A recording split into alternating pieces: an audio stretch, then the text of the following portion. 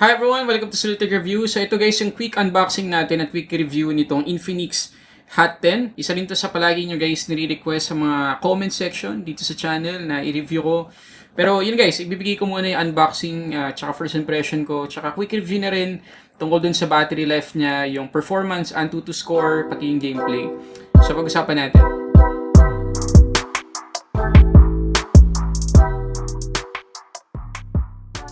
Okay, so ito guys yung box, itong Infinix Hot 10. At makikita natin dito sa may bandang baba yung pinagmamalaki dito sa phone na to, which is yung 128GB of internal storage at yung kanyang chipset na G70 o Helio G70. O nga pala yung price nito sa Shopee, kung saan namin nabili, ay 6,990 pesos. Yes, sa price point na yun guys, medyo tight yung competition kasi yung Poco M3, Xiaomi Poco M3 ay 6,990 pesos din. Yun nga lang, 64GB lang yung internal storage yun. Pero yun ay 1080p resolution. Mamaya tingnan natin kung alin talaga sa Infinix Hot 10, sa Poco M3 at sa Narzo 20 yung pinaka the best na option para sa inyo. So sa ngayon, unbox muna natin. Okay, dito sa gilid, meron tayong Hot 10 na nakalagay. At syempre, dito sa likod, kagaya pa rin ibang Infinix phones, andito yung kanyang top specs. So syempre, nandiyan yung 120GB at 4GB of RAM. 5,200 mAh na battery capacity. Naka-Android 10 na siya out of the box. Helio G70 yung kanyang chipset. 720p yung kanyang resolution. Meron siyang triple camera setup. 16 megapixels yung main shooter niya at dalawang 2 megapixels. Okay, so unbox na natin. Tingnan natin yung laman ng box. Okay, so pagbukas, makikita agad natin yung phone na merong sticker na ganun pa rin, colored pa rin. Ito pala guys ay na-open ko na, no? Na-try ko na siya para makuha ko yung SOT niya pagdating sa PC Mark, pati na rin yung charging time. So mamaya pag-uusapan natin yan. So ayan, ganyan na ganyan naman yung itsura niya kapag bumili rin kayo ng brand new. Meron tayong colored na sticker dito sa harap. Pagkatapos, meron tayo ditong white na document sleeve na as usual, meron pa ring SIM ejector pin. Sa loob, meron tayong documentations at yung kanyang extra screen protector kasi meron na naka-install dito ng screen protector. At syempre, hindi mawala guys yung kanyang jelly case. Yes, jelly case to, hindi TPU. Hindi katulad nung ibang Infinix phones na na-review na natin dito sa channel. Ayan, flimsy na jelly case. Okay naman, para sa akin mas okay nga ito kasi covered lahat eh. Kasi yung mga TPU case ng Infinix, usually dito sa gilid, exposed. Dito lang talaga sa likod, protected. At kapag yun guys, nabagsak sama ng phone mo, most likely mag-crack din yun kasi matigas. Pero at least itong jelly case, protected yung phone mo sa lahat ng sides at hindi madali magka-crack. Tapos dito sa pinakailalim ng box, meron tayo ditong, ayun lang guys, naka micro USB port pa rin tayo dito sa Infinix Hot 10. Yun ang medyo nakakalungkot. Tapos meron tayo ditong 10 watts na charging brick. At bonus, meron tayong wired earphones. Okay, so tanggalin natin yung plastic. Dito muna tayo sa likod. Tanggalin natin.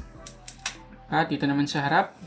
Okay, so first impression lang guys, dito sa design nitong Infinix Hot 10. Hindi ko masyadong gusto actually kasi napaka plastic na plastic talaga yung design. Okay lang naman yun kasi entry-level phone lang naman. Yun nga lang talaga hindi ko nagustuhan yung overall look niya. Nakita na natin to dun sa Infinix Hot 9 Play. Na-review ko na rin yun before dito sa channel. Ayun, okay lang siya. Ayos na ayos lang naman. Hindi ko masyadong gusto yung design niya. Pagkatapos, meron tayong conventional fingerprint scanner dito guys. At yung ating quad camera setup, pati yung LED flash. Dito sa may bandang taas, wala tayong makikita kahit isang microphone. Dito sa right side, yung ating volume rockers at power lock button. Dito naman, sa left side, yung ating SIM tray. At good news, yung kanyang SIM tray, merong dedicated micro SD card slot. At panghuli guys, dito sa ilalim, meron tayong micro USB port, microphone, audio jack, at yung speaker grill. Oo nga pala guys, dito sa harap, meron tayong punch hole, selfie camera. At para sa akin, mas okay yan kaysa sa notch. At gusto ko rin palang i-correct yung sinabi ko kanina. Sabi ko extra screen protector nandun sa box. Mali yun. Yun lang yung nag-iisang screen protector kasi out of the box, walang screen protector na naka-install dito sa Hot 10.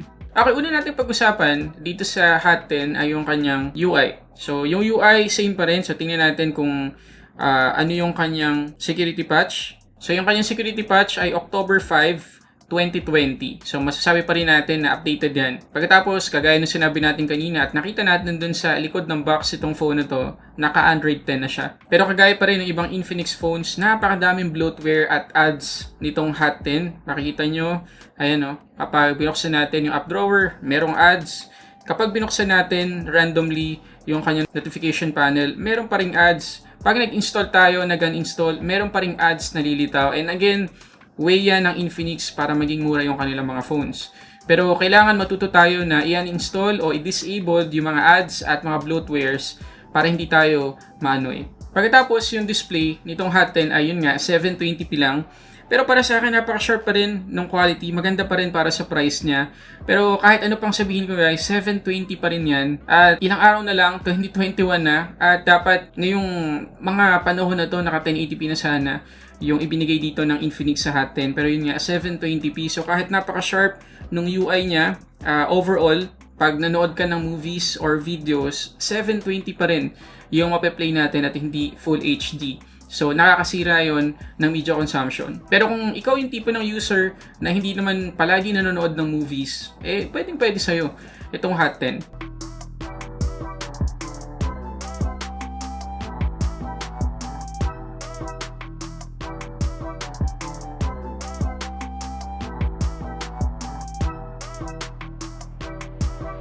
Okay, so doon naman tayo guys sa performance itong Hot 10. So, ang nakuha nating score sa Antutu ay 195,385, which is impressive guys. Usually sa mga ganitong price segment, ang nakukuha natin ay mga 180 or 150,000. Pero ito 195,385. Nadihamak na mas mataas talaga kung ikukumpara natin sa Poco M3. Ang number one reason ay dahil itong Helio G70 ay focused sa gaming. Okay, so dito guys sa Asphalt 9, makikita natin na meron mga frame drops pa rin. Hindi mawala yun kasi entry-level phone pa rin to. Pero hindi siya nakasira sa gaming experience ko. Plus, napakadaming graphics na na-generate itong Helio G70 dito sa Asphalt 9. Hindi niya na-generate lahat, pero napakadami na para sa isang entry-level phone.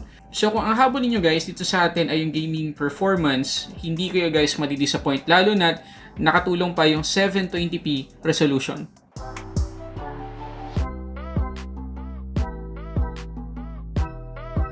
Okay, so ito guys yung ilang sample images kuha dito sa Hot 10.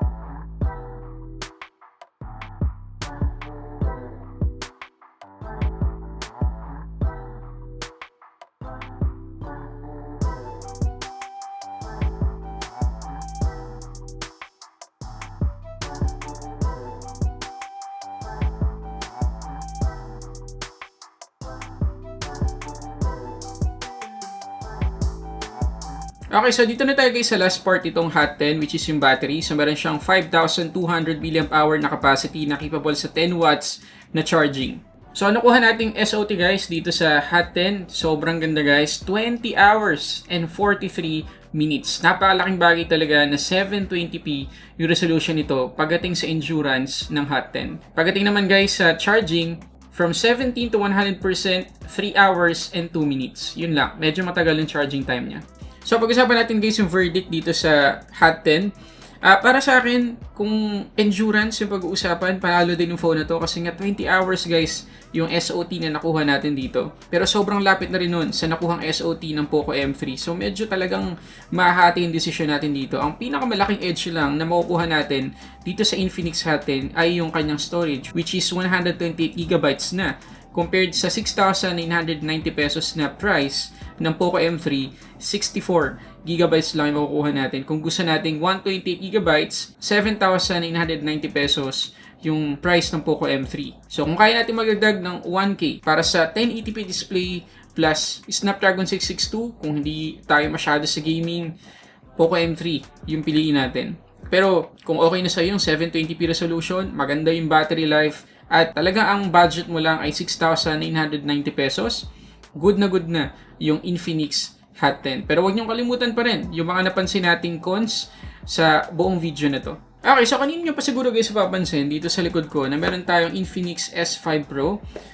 Hindi matatapos tong taon guys na hindi tayo magpapag-giveaway ng panibagong phone. So, eto guys ay ipapag-giveaway natin bagong-bagong Infinix S5 Pro 6 128GB na variant. So, napakadali lang guys ng mechanics. So, syempre, ang pinakauna guys, mag-subscribe kayo muna dito sa channel natin, Sulit Tech Reviews, plus i-click nyo guys yung notification bell. Sunod, mag-subscribe kayo sa channel ni Mrs. Sulit Reviews at i-click nyo din yung notification bell niya. Pangatlo, i-like and follow nyo lang yung Facebook page ng Infinix Philippines. Nandiyan yung link sa description box sa baba.